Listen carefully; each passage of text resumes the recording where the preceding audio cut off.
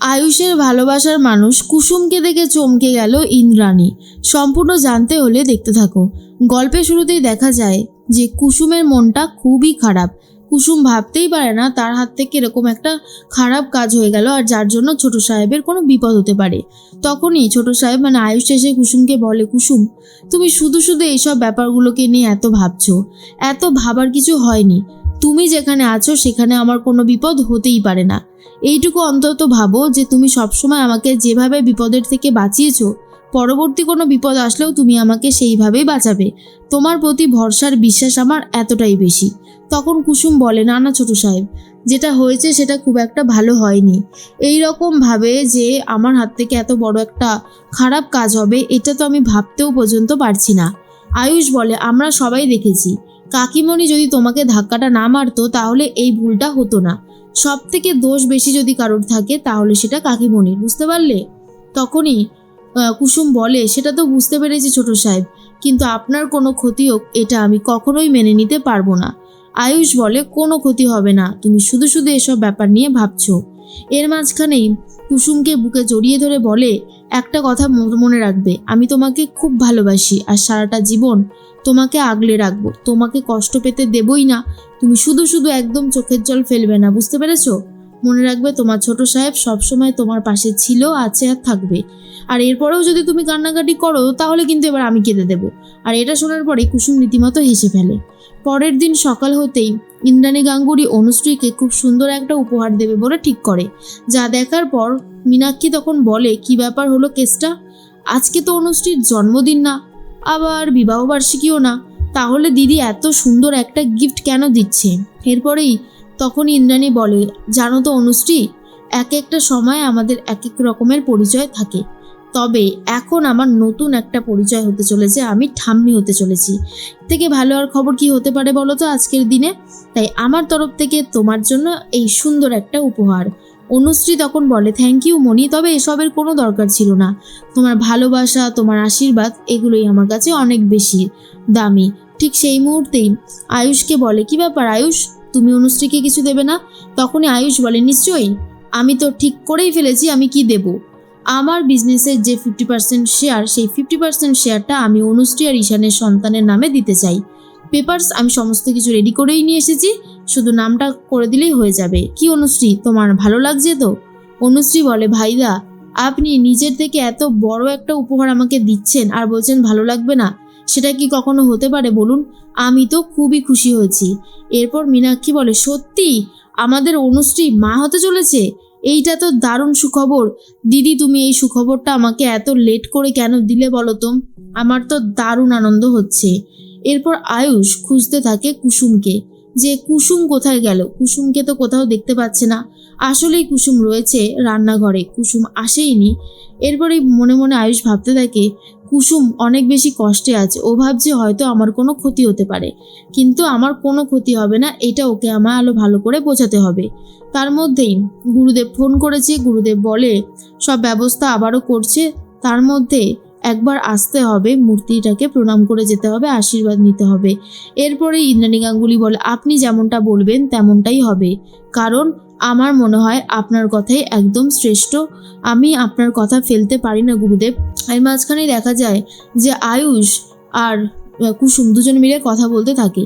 আয়ুষ আবারও চলে গেছে কুসুমের সাথে কথা বলতে। কুসুম তখন বলে, ছোট সাহেব, আমি আপনাকে বলেছিলাম যে আপনি আর আমি যখন এই বাড়িতে থাকবো ঠিক আগের মতোই থাকবো, আপনি কেন এগুলো করছেন বলুন তো? আয়ুষ তখন বলে, কেন করব না? তুমি এইভাবে সবার চোখের আড়ালে থাকবে, কষ্ট পাবে, সেটা তো আমি কোনোভাবে মেনে নিতে পারবো না কুসুম। একটা কথা মাথায় রাখবে, আমি কিন্তু তোমাকে ভালোবাসি, তোমার মন খারাপ হয়ে থাকাটা, চোখের জল ফেলাটা আমি মেনে নেব না, বুঝতে পারলে? খুব তাড়াতাড়ি আমি আমাদের ভালোবাসার কথাটা মাকে জানিয়ে দেবো, কারণ আর ওয়েট করা যাবে না। কুসুম এটা শুনে রীতিমতো অবাক হয়ে যায় আর ভয়ও পেতে থাকে যে একবার যদি সবটা জানতে পেরে যায় আমাদের দেবী মা, তাহলে না জানি কি হতে চলেছে। অন্যদিকে দেখা যায় কুসুম আর আয়ুষ চলে গেছে মন্দিরে নমস্কার করতে। আর আয়ুষ তখন ভাবে, কুসুম, তুমি নিজেও জানো না আমি ঠিক তোমাকে কতটা ভালোবাসি, ভালোবাসা দিন দিন বেড়েছে বই কমেনি, জানো তো। যত দিন যাচ্ছে মনে হয় যেন তোমার প্রেমে আমি আরও বেশি করে হাবুডুবু খাচ্ছি। এরপরে কুসুম ভাবে ছোট সাহেবের যেন কোনো বিপদ না হয়। ছোট সাহেবের যদি কোনো বিপদ হয় তাহলে নিজেকে কখনোই ক্ষমা করতে পারবো না। ছোট সাহেবের যেন সবসময় ভালো কিছু হয় ভগবান, এমনটাই ভগবানের কাছে বলতে থাকে। আর অন্যদিকে দেখা যায় কুসুম আর আয়ুষের ছবি কেউ একজন তুলে নেয়। আর কুসুম সেটা বুঝতে পেরে আয়ুষকে বলে, ছোট সাহেব, আমার মনে হচ্ছে এখানে কেউ ছিল যে আমাদেরকে ফলো করছিল হয়তো। তখনই আয়ুষ বলে, না না, এখানে আবার কে থাকবে, আর এসব নিয়ে তুমি ভেবো না তো, যা হবে ভালো কিছুই হবে, বুঝতে পারলে। এরপরেই আয়ুষ আর কুসুম বাড়িতে ফিরে যায়। রাত হতেই ইন্দ্রাণী গাঙ্গুলির সাথে ফোনে কথা বলতে থাকে আয়ুষ, আর বলে, মা তুমি কখন আসবে বলো তো, কালকে তোমার জন্য একটা বড় গুড নিউজ আছে, তোমার ফিরে আসাটা খুব জরুরি।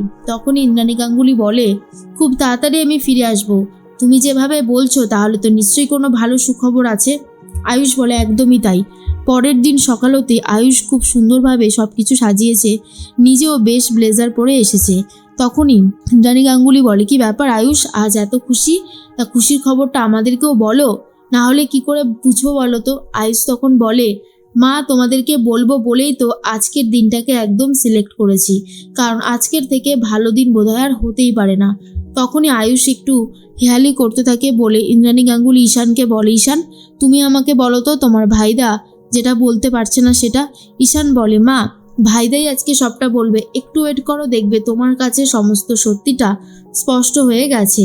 তখনই অনুশ্রী বলে, ঈশান কি হবে বলো তো, আমার কিন্তু খুব নার্ভাস লাগছে। তখনই ঈশান বলে, আমারও তো লাগছে, দেখাই যাক না শেষ পর্যন্ত কি হয়। এরপর আয়ুষ বলে, মা আমি তো আগেই বলেছিলাম যে আমি একজনকে ভালোবাসি, তাকে ছাড়া আমি কোনোভাবেই কিছু ভাবতে পারি না। আর সেই মেয়েটাকেই আজকে আমি তোমার সামনে নিয়ে এসেছি, তুমি তাকে দেখো আর তুমিও বলো যে মেয়েটা কেমন। আশা করি তোমার মেয়েটাকে খুব পছন্দ হবে, তুমি আমাদের সম্পর্কটাকে না বলতে পারবে না। তখন ইন্দ্রাণী গাঙ্গুলি বলে, যদি আমার সেই মেয়েকে পছন্দ না হয় তবে আমি নাই বলবো আয়ুষ। এখন তো মনে হচ্ছে তুমি আমার ভালোবাসাটাকে সম্মানই জানাওনি। জানি না তুমি কেমন মেয়ে পছন্দ করেছো, তবে আশা করছি আমার মনের মতো মেয়ে সে হবে। আর যদি না হয় তাহলে হয়তো এই বিয়েটা নিয়ে আমাকে আরও দুবার ভাবতে বসতে হবে। এরপরই চলে এসেছে কুসুম ঘুমটা দিয়ে। তখনই আয়ুষ বলে, মা ও তো চলে এসেছে, এবারে যা করার করো, ঘুমটা তুলে ওর মুখটা দেখো, আশা করছি পছন্দ হবেই। এরপরে যখন ঘুমটাটা তুলেছে তখন দেখতে পায় কুসুম এসেছে। আর আয়ুষের ভালোবাসা যে কুসুম সেটা অবশেষে জানতে পেরে যায় ইন্দ্রাণী গাঙ্গুলি। আর এত বড় সত্যিটা জানার পর মীনাক্ষীর মাথা রীতিমতো ঘুরতে থাকে। মীনাক্ষী ভাবে, বাড়ির কাজের মেয়েকে পছন্দ করেছে আয়ুষ, এর থেকে খারাপ চয়েস আর কি হতে পারে। এরপরেই যথারীতি ইন্দ্রাণী গাঙ্গুলি আয়ুষের ওপর খুব রেগে যায়, আর কি করবে বুঝতে পারছে না। তার মধ্যেই আয়ুষ আর কুসুমের ছবি যেটা বেরিয়েছিল খবরের কাগজে, সেই মন্দিরে তোলা ছবিটা, তখন সেটা দেখার পরে অনেকেই ভাবতে থাকে কুসুম আর আয়ুষের হয়তো মন্দিরে বিয়ে হতে চলেছে। আর এই খবরটা সারা জায়গায় ছড়িয়ে যেতেই ইন্দ্রাণী গাঙ্গুলি চলে যায় সংবাদ মাধ্যমে, আর সেখানে গিয়ে জিজ্ঞেস করে কার এত বড় সাহস হলো এই খবরটা ছাপার।